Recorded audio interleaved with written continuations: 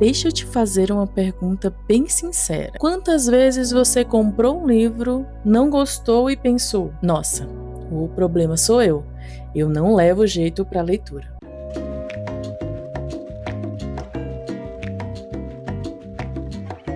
Pois é, hoje eu vim aqui para te tirar essa culpa das costas e te provar um fato. Você não odeia ler, você só foi apresentado aos livros pelo caminho errado. No vídeo de hoje, nós vamos hackear o seu próprio cérebro e usar os seus gostos do dia a dia para descobrir de uma vez por todas qual é o seu verdadeiro gênero literário favorito. Sem pressa, sem regras acadêmicas e sem filtro. Pensa comigo, se você está numa rede social agora, você já lê. Você lê o título, lê as legendas, lê as mensagens que você recebe. Então, com isso, a gente já consome a leitura o dia todo. Então, Clara, por que na hora de abrir o livro eu travo?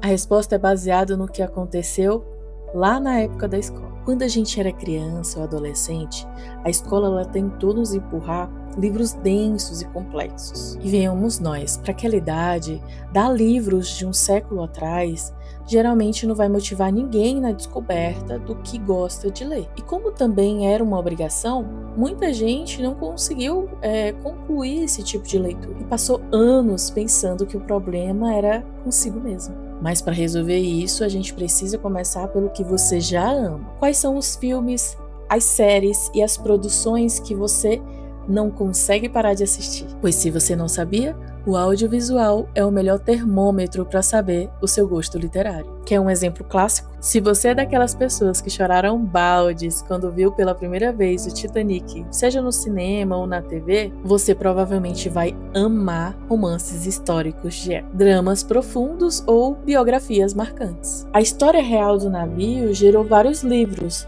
E claro, um livro ele vai ter mais detalhes do que filmes. Agora, se você é como eu, que perde o sono assistindo séries documentais e documentários de investigação, a sua mente ela funciona de um jeito muito específico. Quem ama produções de mistérios reais, bastidores da história ou grandes investigações jornalísticas, costuma achar seu paraíso literário no chamado jornalismo literário ou livros de não ficção. São livros escritos por jornalistas que passam anos pesquisando um caso real e contam tudo com um ritmo que parece um filme de suspense. Só que você sabendo que cada linha ali aconteceu de verdade. E se a gente olhar para um cenário nacional, o Brasil ele dá um show nisso. Principalmente se você gosta de figurinos e dramas de época. A nossa televisão também é especialista nisso. Você lembra do impacto das novelas e das minisséries marcantes? Ou vai me dizer que você nunca assistiu Avenida Brasil? Por que aquela história prendeu o Brasil inteiro na frente da tela? Não foi pela televisão em si.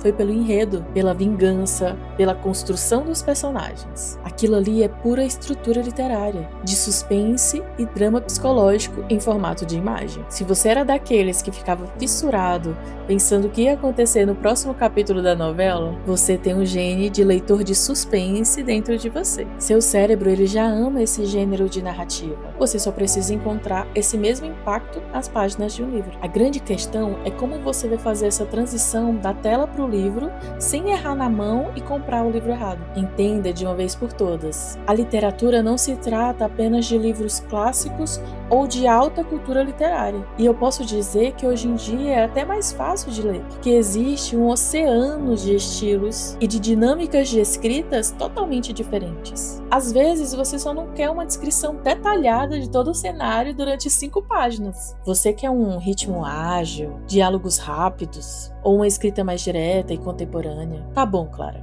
Mas como é que eu descubro isso sem gastar o meu dinheiro à toa?